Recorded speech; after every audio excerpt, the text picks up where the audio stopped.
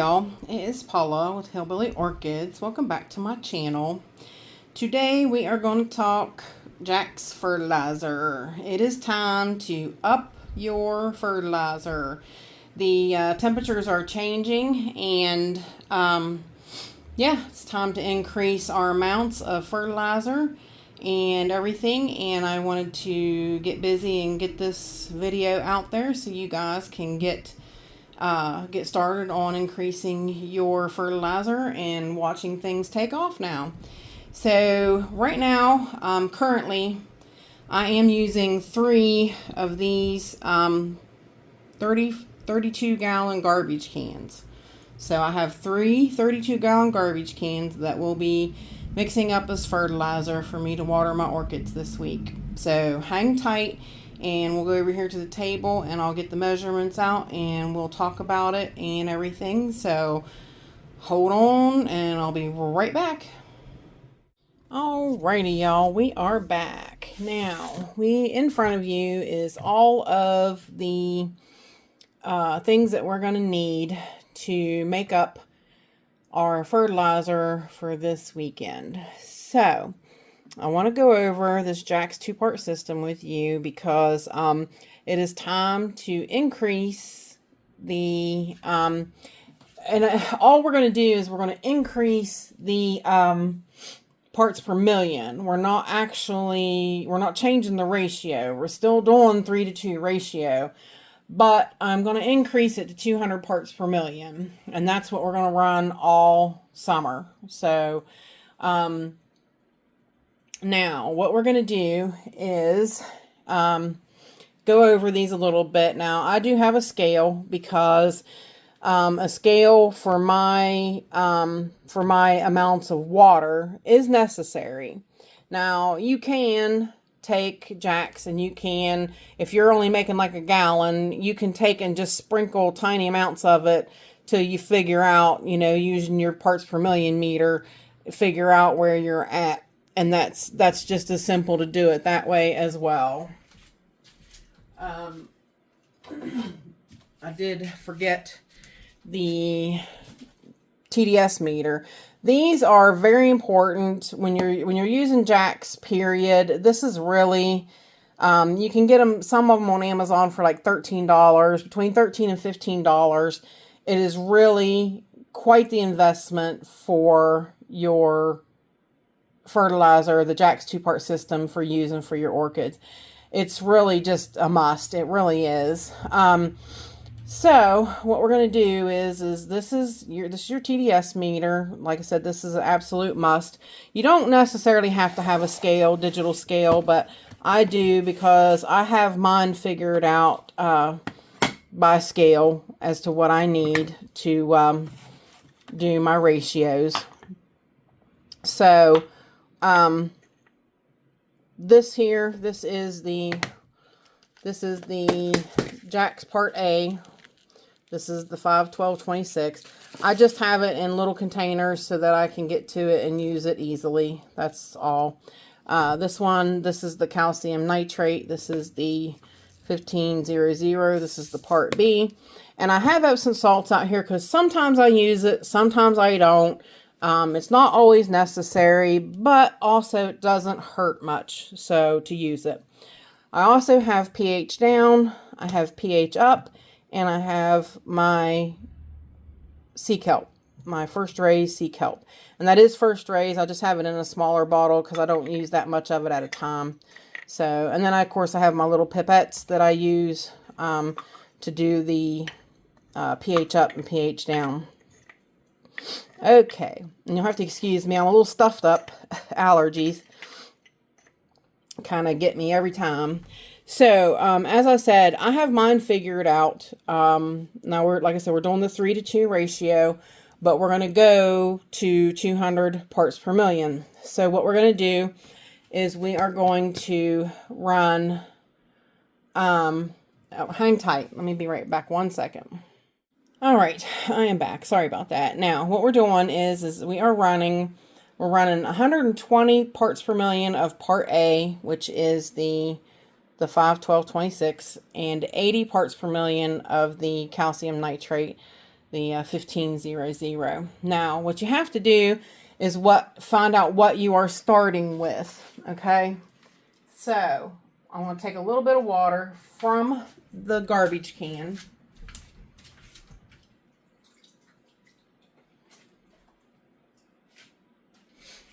All right, this is directly from the garbage can, and we're going to take our TDS meter, and we're going to see what we're starting with. All right, my water is 64 parts per million right now, 63 parts per million, okay? So we've already got 63 parts per million in the water we've got to, adjust for that. So basically, my total TDS reading should be, you take the 200 and the 64, add it together. Well, on my meter, when I finish putting in my fertilizer, it should read 264 parts per million. Okay, so that way I know that my 180 of my part A is in here and my 80 of my part B is in there. So you see where I'm going, that you have to add that extra of what your tap water is, but you do have your correct amounts of fertilizer in there. So now, last week, I did increase this.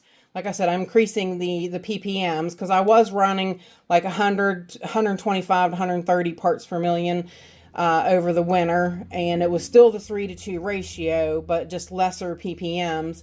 So now we're still running the same ppms, or the same ratio, 3-to-2, but we're raising our ppms. So I had it figured out that on here, what I need is, and I always start with, I can't help it. I always start with the 1500, which is the part B in the jacks, just because that's the way I've been used to doing it. So I need this calcium nitrate to start with, and I'm going to do 17 grams. I'm going to add up 17 grams in. Let's see if you can see. It gets hard to see in what's down there. So what you do is you put your little cup on there, you tear it out, and then we are going to add 17 .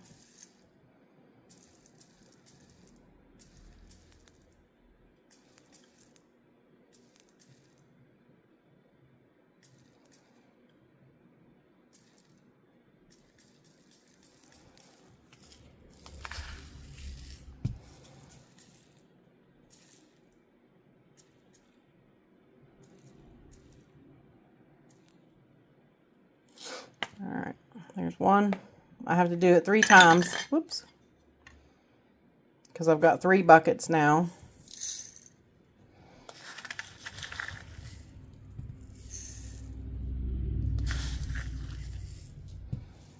$13, $14, $15, $16.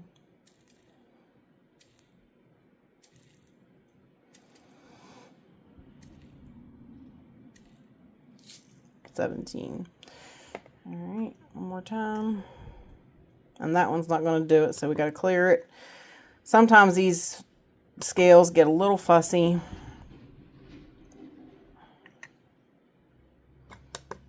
Tear it out. Do 17 again.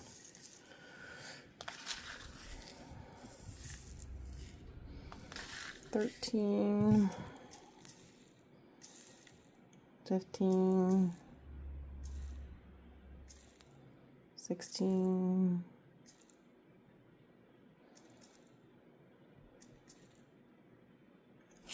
$17. All right. Now we will take those over, put them in the garbage cans, and mix them up. Okay, so hang tight. We'll be right back. Hey y'all, my channel is sponsored by the Orchid Supply Store. It is literally your one-stop shop for anything and everything you could possibly need orchid related. They have pots, they have media, they even sell orchids. Use my name, code Hillbilly, in the code section for a 12% viewers discount. They also do free shipping in the US. So go check them out, y'all. Alrighty, y'all. We are back. Now, I added those into my watering cans. My 32-gallon watering cans, okay? Now, what we need to do is our water is already 63 parts per million, okay? So, when we add our 1500 with our 80 parts per million, our water should read right around 143 parts per million, okay, on the TDS meter. So then that means we've gotten our 80 parts per million in the mixture. Okay, so guess what? We are perfect. We are as close as we are ever going to get. 142 parts per million. So that's perfect. That is exactly what we need. That shows that that's our 63 parts per million that our water already was, plus our 80 of our calcium nitrate. So that's perfect. That is exactly what we needed in our water. Now we need to move on to the part A. Like I said, I do it backwards, and I'm sorry if it confuses you, but to me it's just easier to do it that way. So now what we do, once again, with the part A, we do the same thing. We take and we turn our little doohickey there on. Our little, I can't think, my little scale. Oh my goodness. And what we're going to do is I have it figured up. I need 23 grams. And basically with the calcium, with the Jack's 2-part system, you need to kind of keep them as close to 1-to-1, or this needs to be sometimes a little more than. So that's why, like I had 17 grams of the other, now I need 23 grams of these, you see? So it's a little bit more, but it's really good to have it really as close to a 1-to-1 ratio as you can. So, whoops, I really knocked that off there, didn't I? So, but we're going with 23. And what this should do is when we put it in and we mix it up, then we should really come out to really close to our 264 parts per million. So it should equal out our total, what did I say, 23?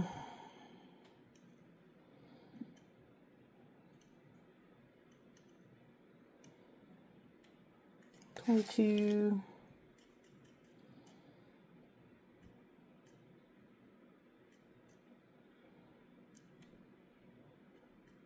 And always make sure, let these really dissolve really well between each other. Do not, don't try to go do them both, really quick at the same time. Really try to give them a chance to dissolve, because you don't want to try to mix it too soon.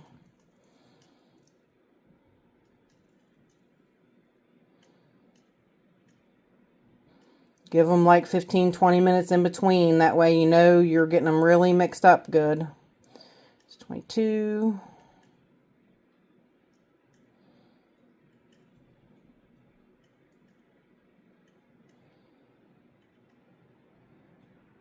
$23.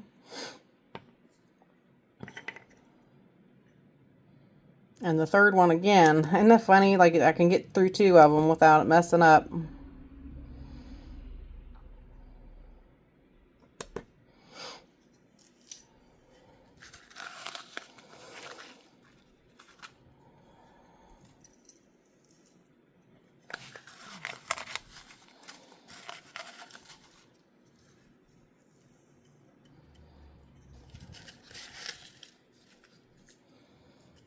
$16, $18, $19, $20, $21,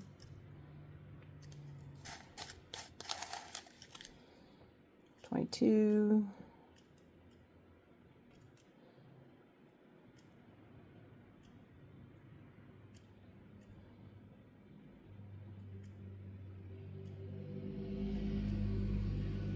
$23. All right. So now what we're going to do is we're going to take those over and we're going to put them in our garbage cans and we're going to let them get mixed up, and then we'll take another reading and see where we're at. All right, y'all, we are back. Now, we had a little bit of issues. This one, it didn't come out quite right, but thing of it is that sometimes this part A of the jacks can be hard to get melted. So that's why I say you really have to leave it a long while, like really make sure, let it get melted really well. Now today, I don't understand why. I think my water's a little cooler, so I'm having a little bit of trouble getting it melted. But I'm this close, but I almost guarantee you if I wait till tomorrow and check those barrels that they will be the 264 parts per million. Right now they're about 250. So I'm going to go with that. I'm pretty sure that's good. That's about what we're going to see. It's like 251, 250. So I'm going to go with that, and I'm going to leave that, and I'm going to check it in the morning and make sure. But I almost guarantee you that it'll be the 263 or so, 260-ish tomorrow, because like I said, it's just not melting that well. But here's the breakdown. Basically, you got the water that's 63 parts per million. You add the 1500, which is 80 parts per million, gives you 143 parts per million. That's what your meter will read. Then you add in your 120 parts per million of your 5, 12, 26, and you should get a total reading of all your fertilizer at 263 parts per million. And that's how it should end up. Like I said, it does take the part A sometimes a while to mix, but I like to keep the calcium nitrate and the Epsom salts away from one another, because if you mix them too close together and they don't mix each other, like completely on its own, they can make like a toxic sludge that your plants will, it'll kill your roots, it'll kill your plant possibly. So it's not real good. So I try to keep them separate. And like I said, every once in a while I will add Epsom salts, but today I'm not going to, because we got to get going on the other stuff that goes in this mix, which that's it for the mix, okay? That's it for the mix. We're going to go with 250 parts per million. And now we have to adjust the pH. That is very, very important. Now, what we're going to do is it is best to vary your pH every time you feed. Now, it's like Rick L had said this way back in one of his videos. If you ate a bologna sandwich every day, you would get tired of that bologna sandwich every day. And plus, you're missing out on the other nutrients that other food has. You would have like deficiencies and other things, because bologna sandwiches only have one thing. So, or, one set of, nourishments. So it is best to vary your pH all the time. So most of the time, I try to put mine right down to around 6.3, 6.5. I get it as close as I can, and I usually leave it. But sometimes you can vary it. Sometimes you can make it 6.8. Sometimes you can make it 6.2. If you get some in there and it winds up going down to 6.2, that's not the end of the world. Leave it.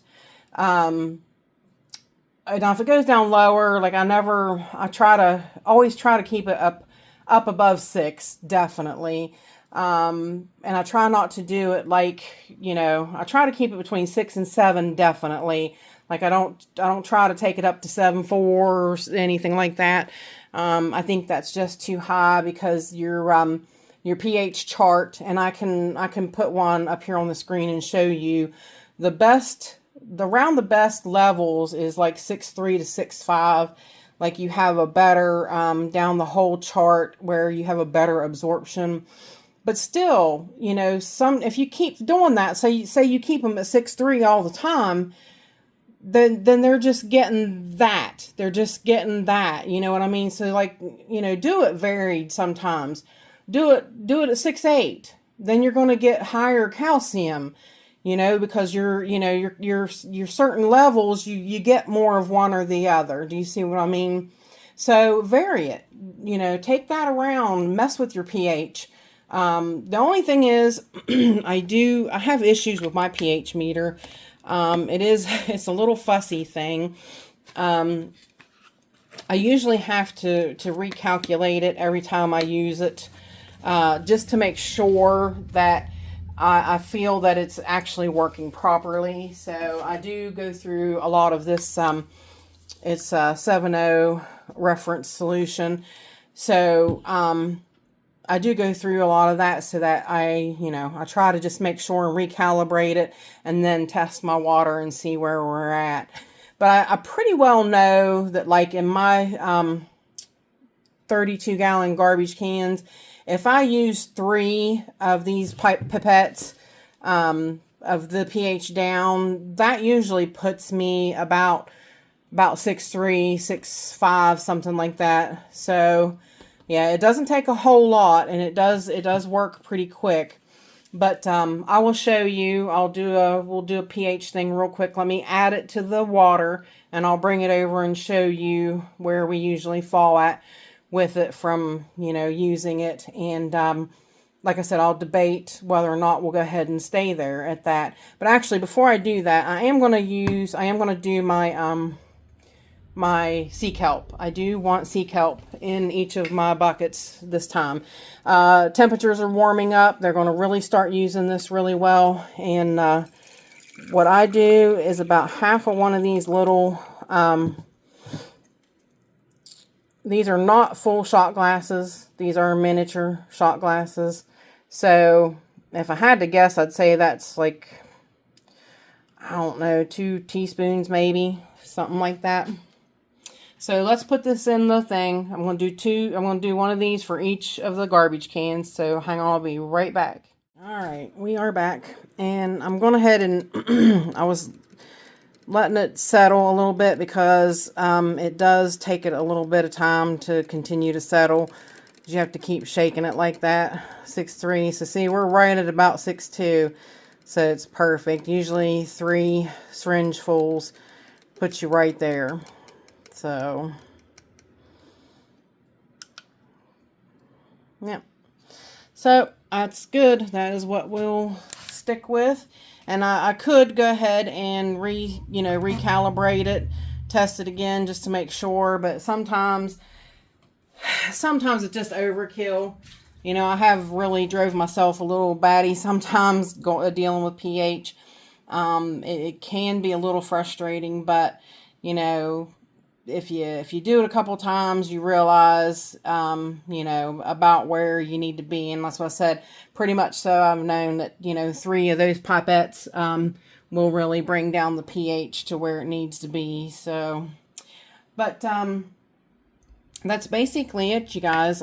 Mixing up the fertilizer, bringing the pH down where it needed to be, adding the sea kelp, and basically that is it. That's how I'm going to be running my orchids this summer. Like I said, it's time now to get busy and start, increase it and watch them really take off now. You'll see them jump with the first feeding. Give them a really good boost of sea kelp, get the hormones and everything really started off on these guys, and everything off to a great growing start of the season. So that is basically what we're going to do. So if you guys have any questions, please feel free to leave them in the comments. And with that said, I appreciate each and every one of you beautiful, wonderful people stopping by and hanging out with me. And bye for now, y'all. Till we meet again.